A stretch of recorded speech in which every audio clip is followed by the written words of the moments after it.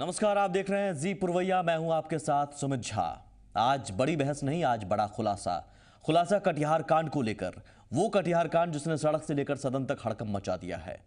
जी media Katihar की बेटियों का दर्द सामने लेकर आया, जिसके बाद सूबे से लेकर देश भर में बिहार की सरकार और सिस्टम को लेकर सवाल उठे। कटिहार की बेटियों को इंसाफ दिलाने की जी मीडिया की मुहिम का असर भी होता नजर आया। सरकार ने आरोपियों के खिलाफ कार्रवाई का भरोसा दिया है।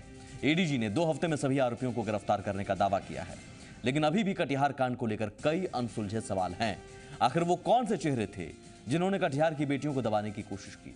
वो कौन से चेहरे थे जिन्होंने कटिहार की बेटियों के इंसाफ के गुहार को अनसुनी की? आखिर क्यों बेटियां दरिंदगी का शिकार होती रही और सरकार सोती रही, सिस्टम सोता रहा? या फिर बेटियों के साथ हैवानियत का खेल खेलने वालों के साथ सिस्टम के कुछ लोग मिल चुके थे? आज इन अनसुलझे सवालों का जवाब मिलेगा। वो तमाम चेहरे बेनकाब होंगे जो कटिहार की बेटियों के साथ दरिंदगी होता देखते रहे, और ये जवाब खुद देगी कटिहार की एक लाडली जिसने दरिंदगी का दंश झेला है।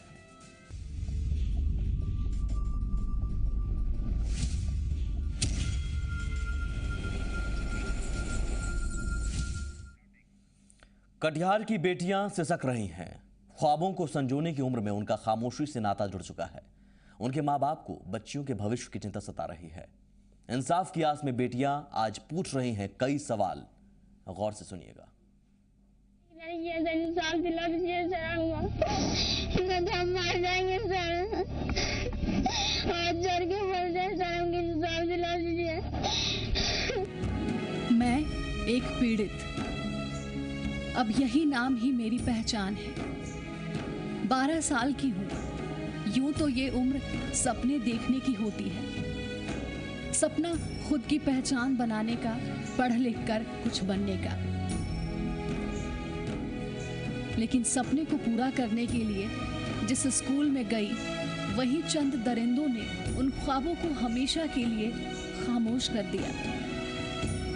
बचपने को जीने की बजाय महज 12 साल की उम्र में मैं गर्भ में बच्चा लिए दर्द से नाता जोड़ चुकी हूँ। चंद दरिंदों ने मेरी बचपन का गला घोट दिया। 12 साल की उम्र में ही जख्मों से मेरे शरीर को भर दिया। चंद दरिंदों के कारण मैं अब ताउम्र पीड़ित के नाम से ही जानी जाऊंगी। यही तो समाज का दस्तूर है।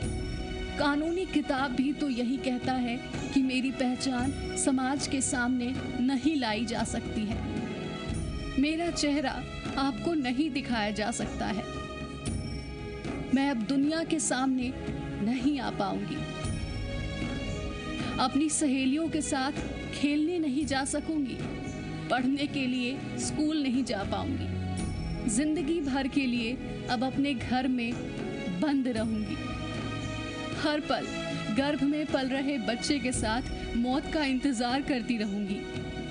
यूं तो मेरी मौत उसी दिन हुई जिस दिन चंद दरिंदों ने मेरे साथ दरिंदगी की सारी हदें पार कर दी थी। लेकिन सांसों की डोर थाम कर जिंदा हूं, इंसाफ की आस में।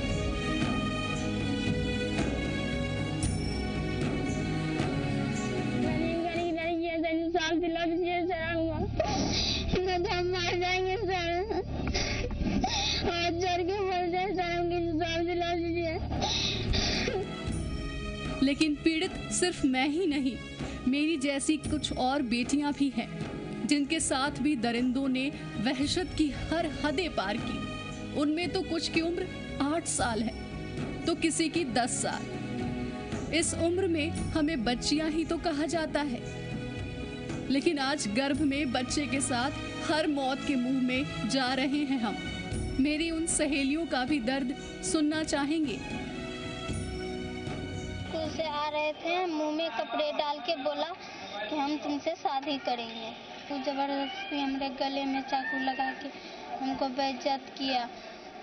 हम बोले घर में जाके बोलेंगे। बोला अगर तुम बोलेगी तुमको जान से मार देंगे, तुम किसी को मत बोलना। हम डर से हम नहीं बोले। हमको ऐसे जबरदस्ती जब पता था तब हमको हमारे साथ अति करता था, गलत व्यवहार। उसके बाद जब हम गर्भवती हो गए, अब उसको बोले शादी करने के लिए, बोलता है हम शादी नहीं करेंगे। गले में चाकू लगा के हमको बेइज्जत किया। स्कूल में भी अभी नहीं जा रहे, अपना घर बच्चा संभालेंगे, स्कूल जाएंगे। सुना है मेरा दर्द जी मीडिया के जरिए दुनिया के सामने आने के बाद पुलिस उन दरिंदों के खिलाफ कार्रवाई करने लगी है। सरकार भी कार्रवाई का भरोसा दे रही है। हो सकता है कार्रवाई हो, लेकिन क्या हमें सपने देखने का हक मिल पाएगा? क्या कभी हम ख्वाबों से नाता जोड़ पाएंगे? गर्भ में पल रहे बच्चों के साथ हमारा भविष्य क्या होगा? क्या कभी हमारी अपनी पहचान होगी या ताउम्र पीड़ित की पहचान ही ढोती रहूंगी? मैं आज पूछना चाहती हूँ, आखिर कब तक हम बेटियां यूं ही चंद दरिंदों की वजह से उम्र भर के लिए गुमनामी की जिंदगी जीने को मजबूर होते रहेंगे? आखिर कब तक हमें इंसाफ के लिए यूं बार बार सरकार के सामने गिड़गिड़ाना पड़ेगा? डर से हम नहीं बोले, तब उसके बाद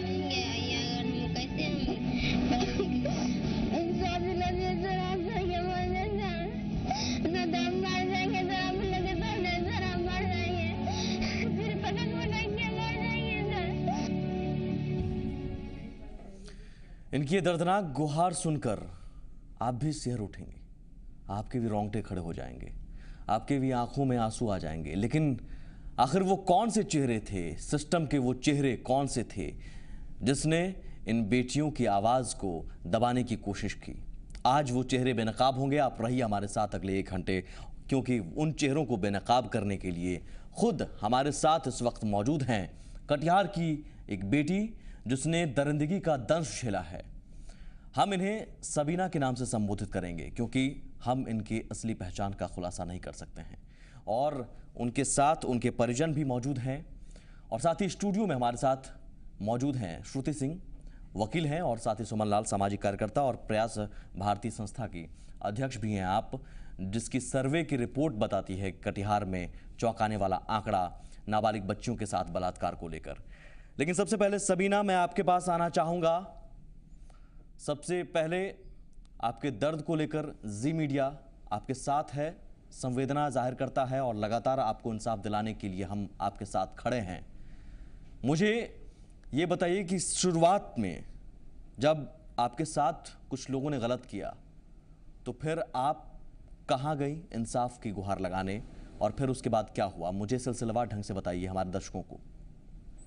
थाना अहमदाबाद गए थे, अहमदाबाद गए तो लिखे तो बोले ठीक है, हम वहाँ जाके पकड़ते हैं, अपराधी सबको पकड़ते हैं।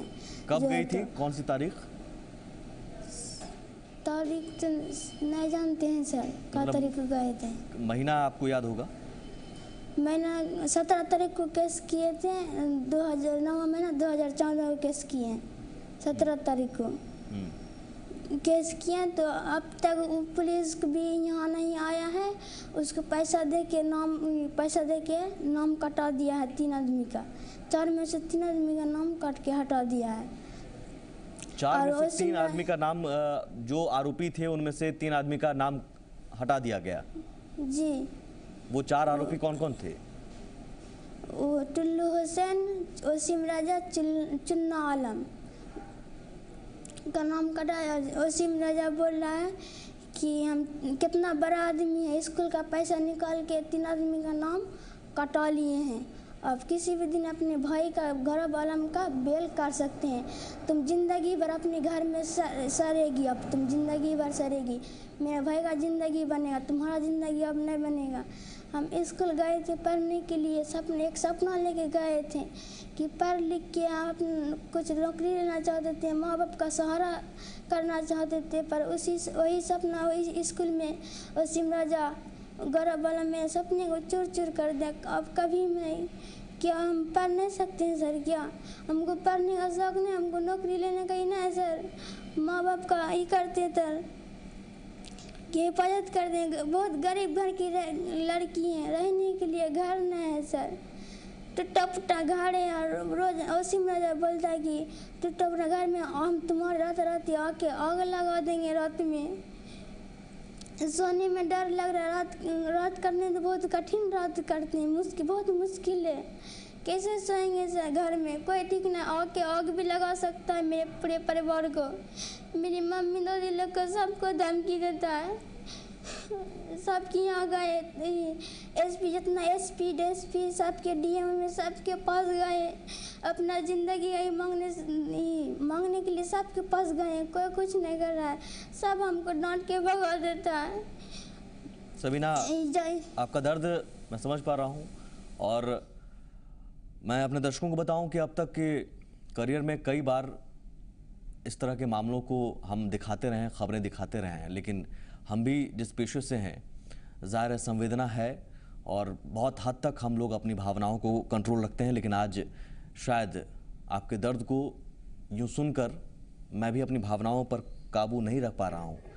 लेकिन मैं चाहूँगा, आप रो रही हैं ठीक है, लेकिन आप हार मत मानिए। आपके साथ हम खड़े हैं, आपके साथ पूरा समाज खड़ा है, आपके साथ पूरा बिहार खड़ा है। आप उन चेहरों के बारे में बताइए जिनके पास आप गई और उनके पास जाने के बाद इंसाफ के बदले आपको फटकार मिली। जनता दरबार में गए, 5 बजे जनता दरबार गए, एसपी ने हमको डांट के भगा दिया। कुछ नहीं कर रहा, जितना स्कूल का विभाग है सबके भी पास गए, सब डांट के हमको भगा दिया।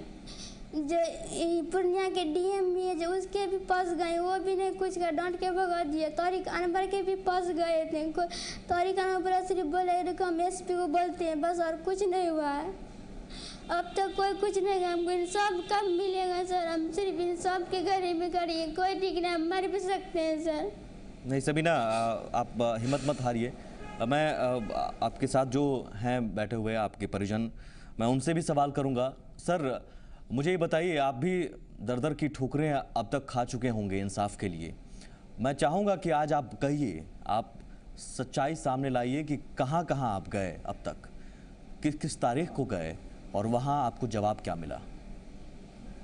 सबसे पहले सर ये तो मामला 17/9/2014 को अहमदाबाद थाना में दिया गया, और उसके बाद थाना से एक भी दिन आरोपी के घर पुलिस नहीं पहुंची। ये सबसे बड़ी आश्चर्य की बात है।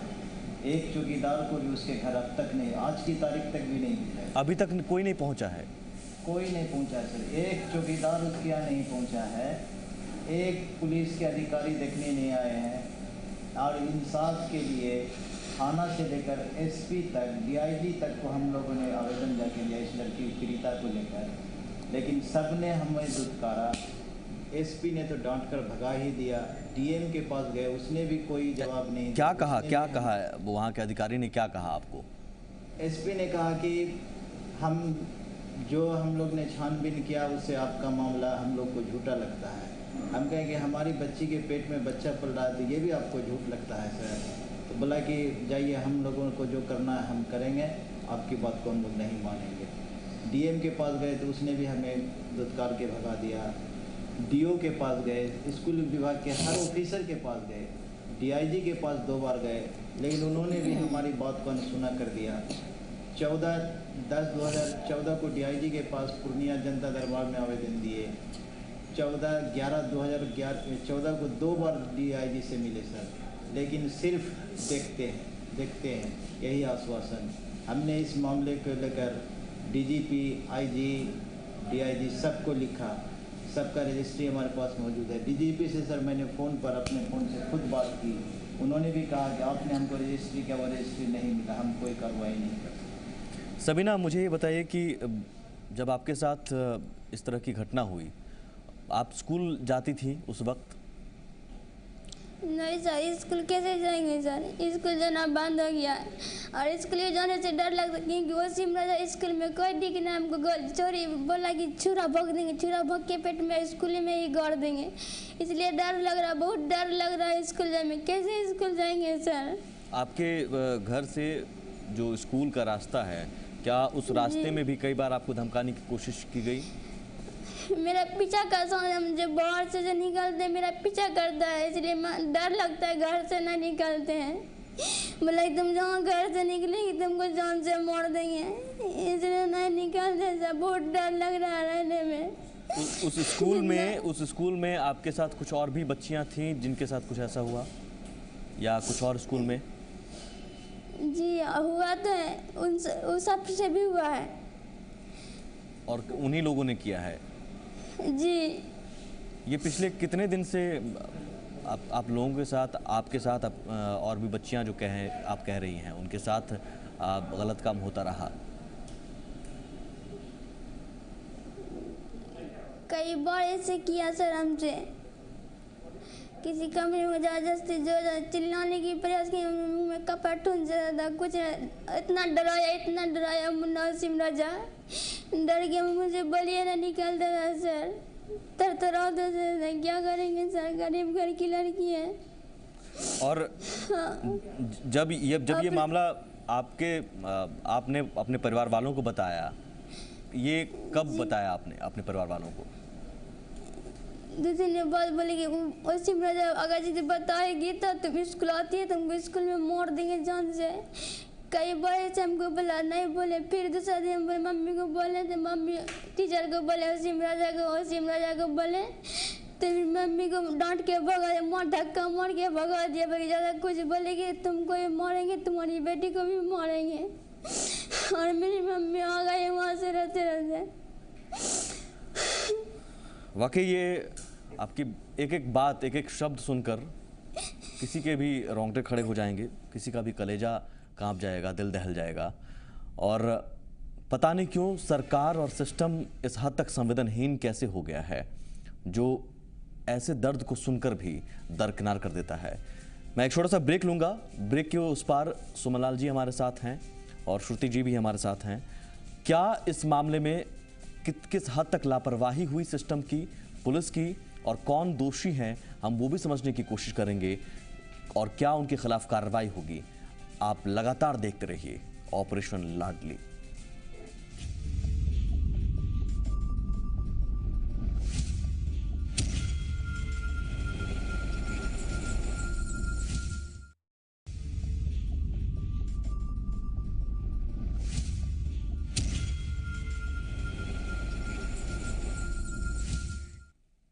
ये ऑपरेशन लाडली में मैं लगातार कटिहार कांड को लेकर तमाम जो अनसुलझे सवाल हैं, उन सवालों का जवाब हम ढूंढने की कोशिश कर रहे हैं, और वो जवाब खुद इस वक्त हमारे साथ मौजूद हैं। कटिहार की एक बेटी जिसने दरिंदगी का दंश झेला है, वो खुद जवाब दे रही है। तमाम उन चेहरों को बेनकाब कर रही है जिन चेहरों के पास वो गई इंसाफ की गुहार लगाने, लेकिन इंसाफ के बदले वहां सिर्फ उसे फटकार मिली। सबीना, मैं चाहूंगा एक बार फिर से अपने दर्शकों को बताइए, आप कहां कहां गई, एफआईआर दर्ज करवाने कहां गई, फिर उसके बाद कहां गई गुहार लगाने, और बदले में जवाब में क्या मिला? तो ना अहमदाबाद गए, वहाँ तो कुछ हो ही नहीं रहा, पकड़ने तक भी नहीं आया। जितना स्कूल एफआईआर कब दर्ज हुई? 17 तारीख को किए थे। और कौन कौन से नाम थे? वसीम राजा, टुल्लू हुसैन, चुन्ना आलम, गौरव आलम। तो और इन नामों में से सभी के खिलाफ एफआईआर दर्ज हुई? जी। तो कोई पुलिस तक भी नहीं, कुछ नहीं किया।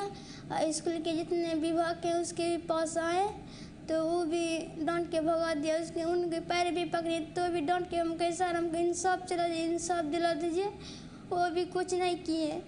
फिर यहाँ डीएसपी जो उसके भी पास गए, वो भी कुछ नहीं किए, डांट के भगा दिए। एसपी जो गए, एसपी के भी पास क्या कहा उन्होंने?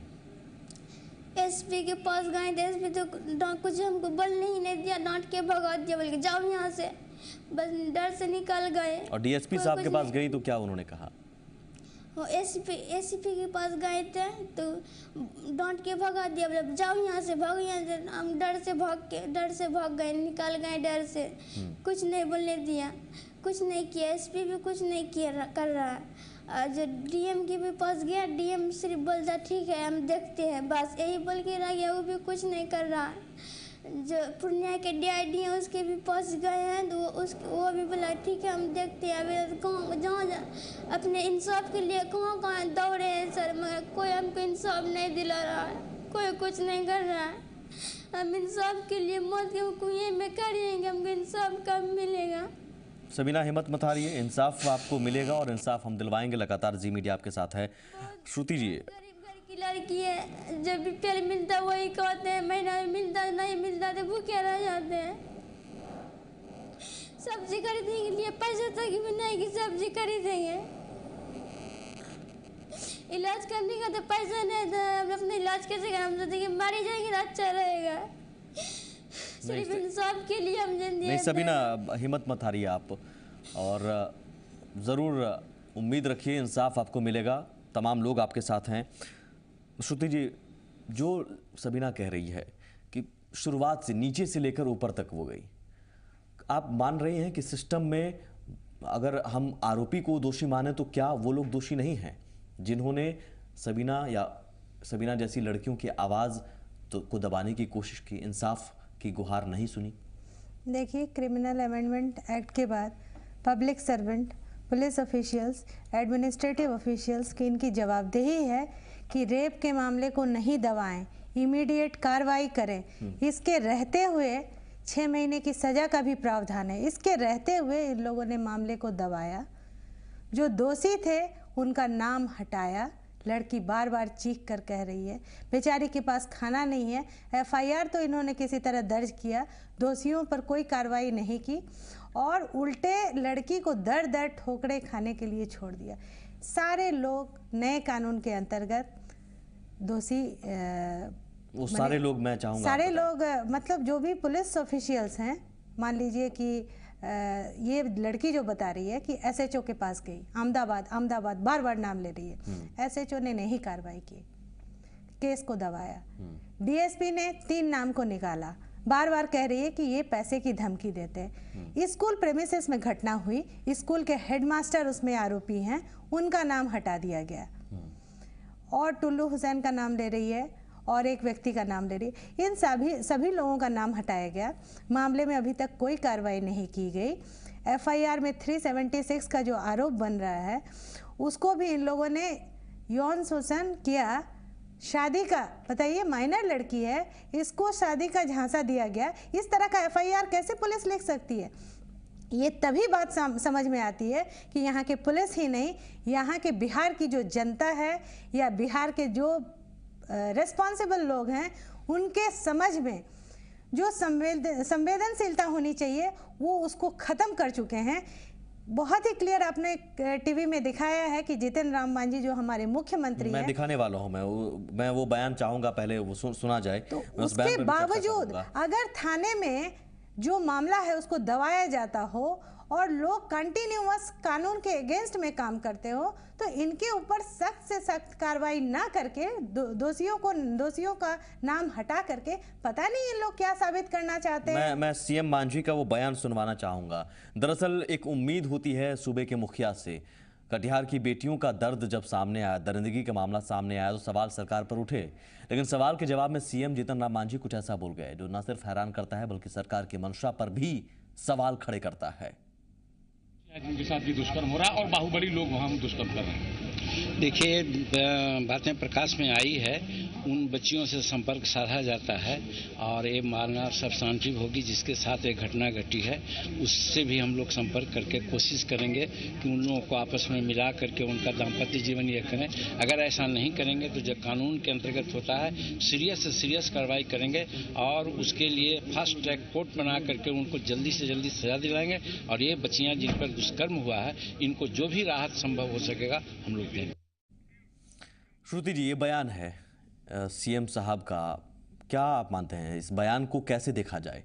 ये बयान का साफ मतलब है कि थाने को, एसपी को, हमारे जो डीजीपी हैं, सबको खुली छूट है कि 376 के मामले को दबा दें।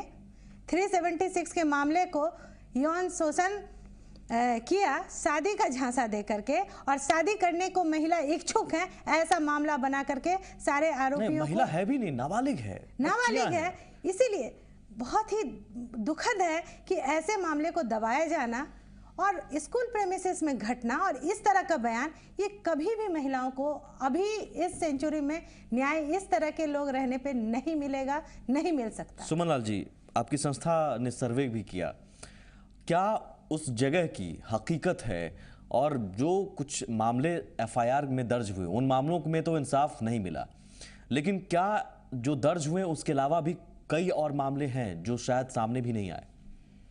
देखिए, मैं तो दाद देती हूँ, जिसका नाम आपने शबीना रखा है जी। मैं दाद देती हूँ इस लड़की को जिसने अपनी शिकायत दर्ज कराई और यहाँ तक वो आई है। मैं हैरान हूँ इस बात पर कि सचमुच में जितनी दरिंदगी की गई है उसके बाद एक लड़की अपना बयान यहाँ तक आके देती है। सारे जगह जा करके उसने कहा है और सारे लोगों से उसने वैसे जगहों पे गई है जिन लोगों से उसे न्याय की उम्मीद थी, उसने गुहार लगाई है और उसकी कोई भी सुनवाई नहीं हुई है। तो बाकी लड़कियाँ, मैं तो जानती हूँ, अपने समाज को भी हम लोग जान रहे हैं और हमारे समाज में जो जिस तरीके की सोच है बलात्कार पीड़िताओं के लिए, जिस तरीके के बयान हमारे राज्य के मुखिया ने दिया, वो सब लोग समझ सकते हैं हम लोग कि वही समझदारी औरतों के शरीर को लेकर के, औरतों की इज्जत को लेकर के, औरतों के अस्तित्व को लेकर के, यही समझदारी है कि अगर उसके साथ एक अपराध हुआ है, जघन्य अपराध हुआ है, एक तो वो अपराध हुआ, अपराध के बाद हमारे मुखिया कहते हैं कि उसकी शादी उससे करा दी जाए।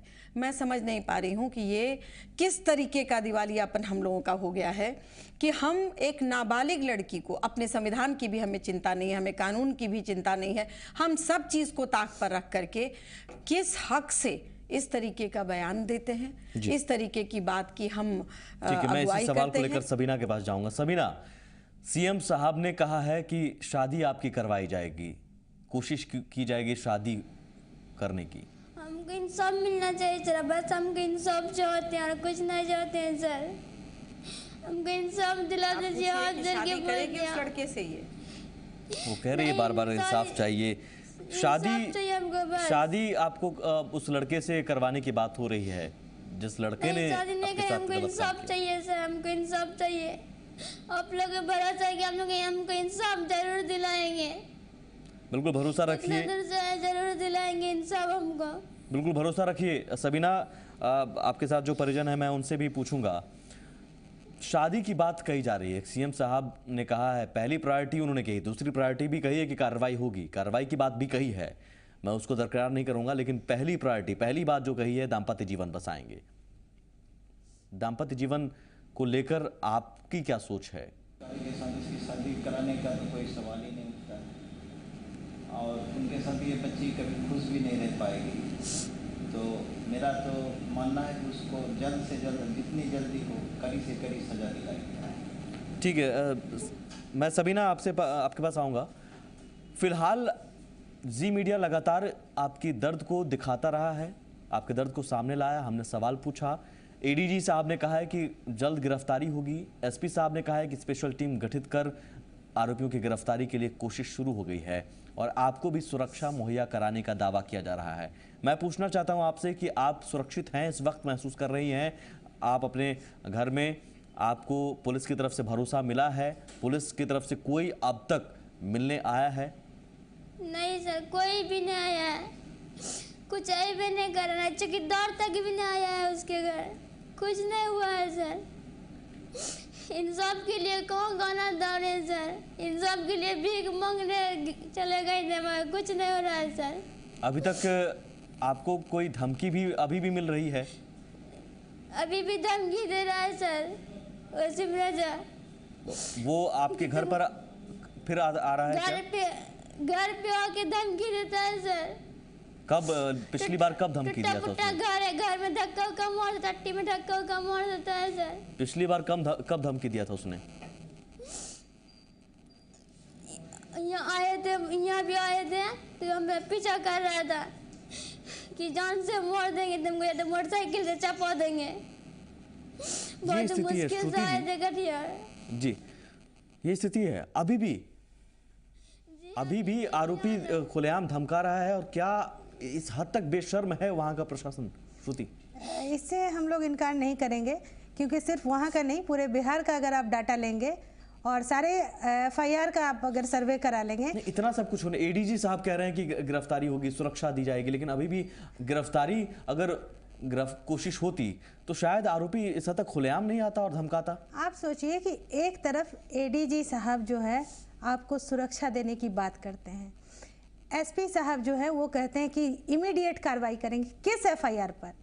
किस एफआईआर पर इमीडिएट कार्रवाई करेंगे? कानून के रहते हुए कानून की खुली धज्जियां उड़ा रहे हैं। अभी तक लड़की को खाना नसीब नहीं है, प्रोटेक्शन नसीब नहीं है। ये लड़की जान की दुहाई मांग रही है, खाना के लिए भीख मांग रही है और इंसाफ मांग रही है। उसके बावजूद यहाँ के मुख्यमंत्री का ये बयान आना कि हम कोशिश करेंगे उसकी शादी करने का। अगर लड़का तैयार नहीं होता है या अगर स्थितियां नहीं बनती है तब वो माने कानून का रास्ता खोजेंगे। तो कानून के रास्ते में मुख्यमंत्री को बहुत लंबा सफर मुख्यमंत्री जी को हमारे यहाँ करना है। उस स्थिति में लड़की के लिए न्याय हम लोग कैसे उम्मीद कर सकते हैं कि उसको न्याय मिल जाएगा? लेकिन अभी भी क्या भरोसा नहीं किया जाए सिस्टम पर? इस हद तक क्या बेशर्म हमारा सिस्टम है, सड़ चुका है ये सिस्टम हमारे यहाँ स्थिति यही हो चुकी है कि यहाँ एफआईआर कराने के लिए धरना करना पड़ता है। एफआईआर के बाद 164 होने में 10 दिन टाइम लेता है, उसमें भी धरना की जरूरत पड़ती है। सीजेएम के यहाँ प्रोटेस्ट लिखना पड़ता है, उसके बावजूद भी विटनेस को जो है कोई प्रोटेक्शन का माने सुविधा नहीं रहता है और विक्टिम को हॉस्टाइल करने के लिए लोग पीछे पड़ जाते हैं। केस खत्म हो जाता है या 10 साल चलता है, 15 साल चलते हैं, यही सच्चाई है। सुमनलाल जी, अभी भी आरोपी धमका रहा है और एक तरफ कह रहे हैं एसपी साहब, एडीजी साहब की गिरफ्तारी की कोशिश जारी है। तो आरोपी अगर गिरफ्तार होने की कोशिश, गिरफ्तारी करने की कोशिश हो रही है तो आरोपी खुलेआम घूम सकता है क्या? धमकी दे सकता है क्या? देखिए, हम लोग इतने हैरत में हैं, इतने हैरत की ये बात नहीं है। ये हमारे सिस्टम का पार्ट बन चुका है कि आरोपी धमकाएगा, आरोपी खुलेआम घूमेगा, क्योंकि आरोपी पैसे दे करके और मैनेज करना जान गया है और उसको पता है कि हम इसको चाहे कितनी भी बड़ी दुर्घटना हम कर लें, चाहे किसी की ज़िंदगी के साथ हम खिलवाड़ कर लें, लेकिन अगर हम पैसे वाले हैं, अगर हम पहुंच वाले हैं, अगर हम वेल कनेक्टेड हैं, तो हम आराम से उससे बाहर निकल जाएंगे। ये हमारे यहाँ का सिस्टम बदल चुका है। यही सिस्टम है आज के डेट में। जैसा श्रुति कह रही हैं, बार बार ये तो कोर्ट में रोज़ जाती हैं, हम लोग अपने एक्टिविज़म में के माध्यम से रोज़ देखते हैं। रोज़ हमारे यहाँ ऐसी पीड़िताएं आती हैं पुनर्वास के लिए, क्योंकि हमारे यहाँ पुनर्वास केंद्र चलता है। बलात्कार पीड़िताएं शांतिपूर्वक अपने बच्चे को डिलीवर करके हम लोग की संस्थाओं जैसे जगहों पर, अस्पतालों में छोड़ करके और चली जाती हैं, क्योंकि उनको पता है कि उनकी शक्ल अब समाज को पसंद नहीं है। अगर उनकी शक्ल दिख गई तो उनकी, जैसा इस लड़की ने कहा, कि पूरी ज़िंदगी के लिए वो पीड़िता ही रहेगी, उसका नामो निशान। मैं तो एक बात और कहना चाहती हूँ कि हम लोगों को ये कानून बदल देना चाहिए कि हम पीड़िता का शक्ल क्यों नहीं दिखाएंगे। पीड़िता ने कोई अपराध नहीं किया, पीड़िता ने उनको बलात्कारियों को इन्विटेशन नहीं दिया, पीड़िता ने नहीं, मैं एक बात कह रही हूँ, लेकिन उनकी शक्ल। जो हैरत की बात है कि इस हद तक आवाज उठने के बाद, देश भर में आवाज उठने के बाद, तमाम सांसद जो हैं जी मीडिया से बातचीत में कह चुके हैं कि सदन में ये मसला उठेगा। तमाम बड़े बड़े सियासतदान कह चुके हैं कि विधानसभा में मसला उठेगा, लेकिन वो सियासतदान क्यों चुप है? आखिर कहाँ है वो सियासतदान? आज अगर पीड़ित रो रही है और कह रही है कि अभी भी मुझे धमकाया जा रहा है, तो वो सियासतदान क्यों नहीं बोल रहे हैं? एक छोटा सा ब्रेक, सवाल जारी है। ऑपरेशन लाडली आप देख रहे हैं।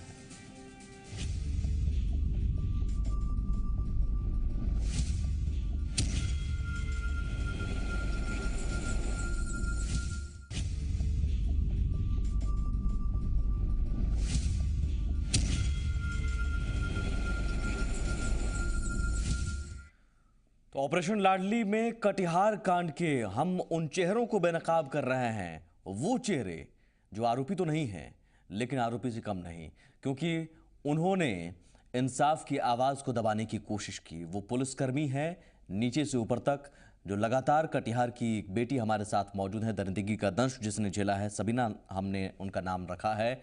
और सबीना लगातार बता रही है कि SHO से, अहमदाबाद थाना का प्रभारी जो है, वहां से लेकर ऊपर लेवल तक, जनता दरबार तक वो गई, लेकिन जवाब में आश्वासन या फिर फटकार मिली। DSP के पास गई, फटकार, SP के पास गई, फटकार, DIG के पास गई, फटकार मिली। आखिर क्या हम उन पुलिसकर्मियों को भी दोषी ना माने, श्रुति जी, जिन्होंने इंसाफ की आवाज दबाने की कोशिश की? और क्या उनके खिलाफ भी कार्रवाई नहीं होनी चाहिए? और कार्रवाई की आप मांग करती हैं? देखिए, हम मांग करने वाले कौन होते हैं? कानून बना है, सबके ऊपर लागू है, खास करके जो पब्लिक सर्वेंट है, पुलिस ऑफिशियल्स हैं। बार बार मैं कह रही हूँ, अगर ये मामले को दबाते हैं, पीड़िता की मदद नहीं करते हैं, पीड़िता जो कहती है उसके उलट काम करते हैं, ये दोषी हैं। 6 महीने की सजा लिखी हुई है कानून में। उसके बावजूद अभी तक राज्य के डीजीपी ने उस महिला के प्रोटेक्शन के लिए, उसकी माँ के लिए, बच्ची के लिए, उसके खाने की दिक्कत है, बच्चे को पढ़ाई नहीं हो पा रहा है, क्या किया अभी तक? सिर्फ एक मामला दर्ज कर लिया कि शादी का प्रलोभन दिया, यौन शोषण किया इसलिए क्योंकि लगातार उससे झूठा कहता रहा। इस तरह का एफआईआर दर्ज करना क्लियर है कि आपके टीवी पे जो हमारे मुखिया बयान दे रहे हैं, राज्य के मुख्यमंत्री कह रहे हैं कि हम पहले कोशिश करेंगे उसकी शादी करवाने की, तो ये क्लियर निर्देश है राज्य के पुलिस ऑफिशियल्स को कि 376 के मामले दबाएं, उसको जो है शादी और यौन शोषण के झांसे वाले मामले में तब्दील करें, और जो भी लोग हैं, जो पुलिस ऑफिशियल्स नाम छांट करके सबका नाम हटाते रहें और उन लोग मैनेज करें, पैसा लेते रहें और पीड़िताएं मरती रहें। सबीना, मैं आपके पास फिर से आऊंगा और मैं चाहूंगा कि इस वक्त जो आपकी परिस्थिति है वो आप बताएं, क्योंकि सीएम साहब ने आश्वासन दिया है ये भी कि सहायता दी जाएगी आपको, आपके परिवार को, उन बच्चियों को आपके साथ जो दरिंदगी का दंश जिन बच्चियों ने भी झेला है और जिनके गर्भ में इस वक्त बच्चे पल रहे हैं और शायद एक पल पल वो मौत के मुंह में जा रही हैं, क्योंकि इस उम्र में बच्चियां अगर उनके घर में पल रही हैं तो जाहिर है उसका अंजाम क्या होता है बेहतर तमाम लोग भी जानते हैं। लेकिन इस मुसीबत की घड़ी में सरकार ने आश्वासन दिया है आपको, सीएम साहब ने, कि आपको सहायता दी जाएगी। सहायता आपको कितनी मिल रही है सबीना? जी, हम इंसाफ चाहते हैं, सिर्फ हमको इंसाफ मिल जाना चाहिए। नहीं चाहते, लेकिन जो सपना देखे थे हम फिर पढ़ लिख के आपको मदद चाहिए, आपको मदद चाहिए, आपको आसरा चाहिए। हमको इंसाफ दिला दीजिएगा सर, बस हम इंसाफ लेने आए हैं यहाँ, हमको इंसाफ दिला दीजिएगा, जितना जल्दी हो इंसाफ दे दीजिएगा सर। इंसाफ की सिर्फ मांग, मदद भी नहीं चाहिए, भीख नहीं चाहिए, सिर्फ इंसाफ चाहिए, जो आपका एक हक है। लेकिन वहाँ पर कोई भी अधिकारी आपसे मिलने आए, कुछ सहायता देने, कुछ सहायता का भरोसा देने आए आपके अब तक? कोई भी नहीं आया अब तक, घुट घुट के घर में जी रहे हैं, कोई नहीं आया है, देखने तक भी कोई पूछने तक भी नहीं आया है मेरे घर। 2 हफ्ते में एडीजी साहब ने कहा है कि गिरफ्तार करेंगे आरोपियों को, आपको भरोसा है? जी, आपको भरोसा है? एडीजी साहब पर भरोसा है आपको? उन्होंने कहा है कि कार्रवाई होगी। इस पे हमको भरोसा है कि जरूर उसको गिरफ्तार करेंगे, हमको इंसाफ जरूर दिलाएंगे। चलिए, जी मीडिया पर आपको भरोसा है?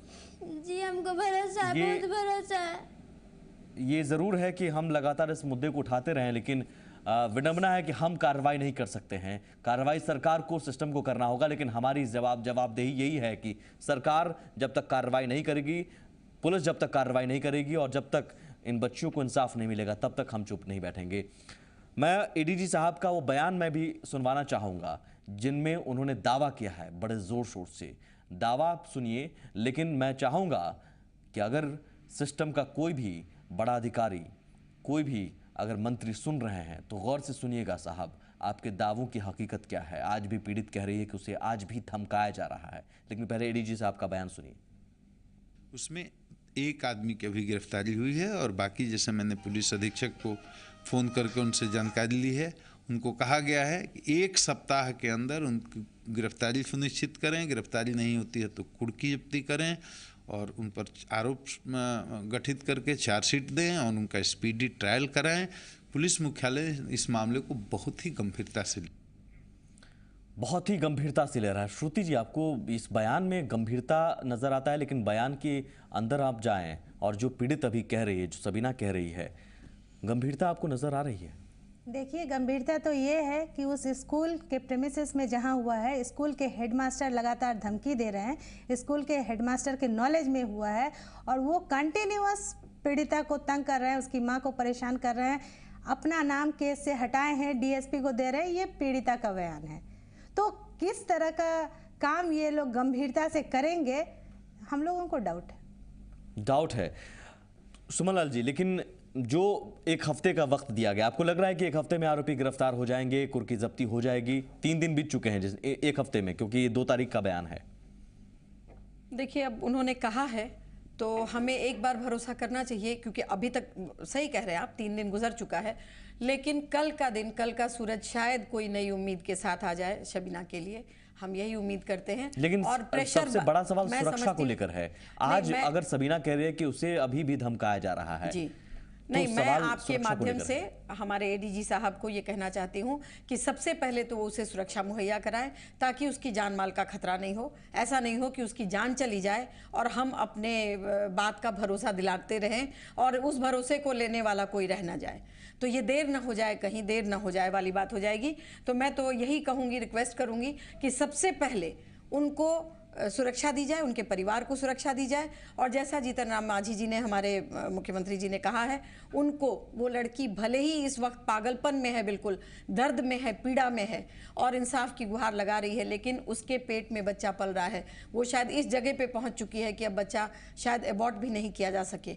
तो उस लड़की को एक तनाव रहित माहौल, बढ़िया खाना और अच्छे से उसको रहने की व्यवस्था हमारे सरकार की जिम्मेवारी है, वो तो करें एक तरफ, और एक तरफ हमारे एडीजी जी ने जो कहा है उसको भी वो पूरा करें। और मैं एक बात यहाँ पे ये कहना चाहती हूँ कि मुझे तो ऐसा लगता है कि जो एफआईआर दर्ज किए गए, क्योंकि एफआईआर दर्ज होना इतना आसान नहीं था, ये हुआ ही इसलिए है क्योंकि जब आप नाम डालते हो और नाम काटते हो, इन दोनों की प्रक्रिया में उनके तरफ जब हम एक बार जेल का सर्वे कर रहे थे तो उसमें हमें बताया गया कि उनको दोनों तरफ से जल ढारा जाता है, कि जब नाम डाला जाता है तो भी उनके फायदे की बात होती है और नाम काटने में भी उन आरोपियों से पैसे लिए जाते हैं। सबीना, तो प्रक्रिया जो है वो जरूर वहां भी बिल्कुल सबीना, आप यहाँ पर आई और तमाम उन चेहरों को आपने बेनकाब किया है, और हम मांग भी कर रहे हैं, लगातार यहाँ पर मौजूद जो हमारे मेहमान हैं वो मांग कर रहे हैं और कह भी रहे हैं, कानून का हवाला दे रहे हैं कि उन दोषियों के खिलाफ, उन दोषी पुलिसकर्मियों के खिलाफ भी कार्रवाई होनी चाहिए, एसएचओ के खिलाफ कार्रवाई हो। वहाँ मौजूद जो अधिकारी रहे जिन्होंने आपकी आवाज़ अनसुनी की, उनके खिलाफ भी कार्रवाई हो। उम्मीद आपको कितनी है? उम्मीद क्योंकि आप एडीजी साहब भरोसा दे रहे हैं, एसपी ने भी भरोसा दिया है, उम्मीद आप कर रही हैं, और इन सब के अलावा मैं चाहूँगा कि आप सरकार तक अपनी आवाज़ पहुंचाना चाह रही हो तो हमारे माध्यम से अपनी आवाज़ पहुंचा सकती हैं। पूरा भरोसा रखे जी मीडिया पे, हमको इंसाफ जरूर मिलेगा। पूरा भरोसा है उन पे, हमको अंकल पे पूरा भरोसा है कि हमको जरूर इंसाफ दिलाएंगे। और सरकार से आप क्या कहना चाहेंगे इस वक्त? उनसे भी हमको भरोसा है कि हमको इंसाफ जरूर मिलेगा, इंसाफ जरूर दिलाएंगे हमको। सीएम साहब हैं, एडीजी हैं, डीजीपी साहब हैं, जो पुलिस के मुखिया हैं, उनसे कुछ कहना चाहेंगी आप? सब पे भरोसा है कि हमको इंसाफ दिलाएंगे। और आपके साथ जो परिजन हैं आपके, मैं उनसे भी चाहूँगा कि क्या गुहार लगाना चाहेंगे सर सरकार से, सीएम साहब से? मेरा तो सर सीएम से, एडीजी से, सबसे कहना है, सभी माननीय से, कि इस बच्ची के साथ जो घटना हुआ, सरकार ऐसी व्यवस्था करे, ऐसा कोई ठोस पहल करे कि गांव समाज में इस तरह की घटना ही ना हो, और अगर इस तरह की घटना घटती है तो जो भी दोषी व्यक्ति है उनको जल्द से जल्द सज़ा सरकार, हमारी पुलिस प्रशासन दिलाए, और इन पीड़िता को सरकार की तरफ से सुरक्षा भी मिलना चाहिए, उनको अनुदान भी मिलना चाहिए। जिस तरह ये बच्ची अभी बोल रही है, इनका प्रोटेक्शन भी सर बहुत ज़रूरी है। वाकई ज़रूरी है, प्रोटेक्शन का सबसे बड़ा सवाल है, सुरक्षा को लेकर बड़ा सवाल है, लेकिन सवाल का जवाब मिल गया था आश्वासन के रूप में। लेकिन हैरानी की बात यह है कि अभी भी आप कह रहे हैं, सबीना कह रही है कि कोई सुरक्षा नहीं मिली है, कोई मदद नहीं मिली है। सीएम साहब ने कहा सहायता राशि दी जाएगी, सहायता दी जाएगी, लेकिन अब तक नहीं मिली है। सरकार के दावों पर सवाल उठेंगे, लेकिन उम्मीद हम सरकार से ही करेंगे, क्योंकि कोई इसके अलावा विकल्प भी नहीं है। एक बार फिर से जी मीडिया भी अपील करता है सरकार से कि तुरंत दोषियों को सजा मिले और साथ ही साथ जो पीड़ित है उसे सुरक्षा मुहैया कराई जाए, सहायता मिले। बहुत शुक्रिया सबीना, हमसे बातचीत करने के लिए। जी मीडिया आपके साथ है, संवेदना जाहिर करता है और सुमन जी आपका भी बहुत शुक्रिया, श्रुति जी आपका भी बहुत शुक्रिया। नमस्कार।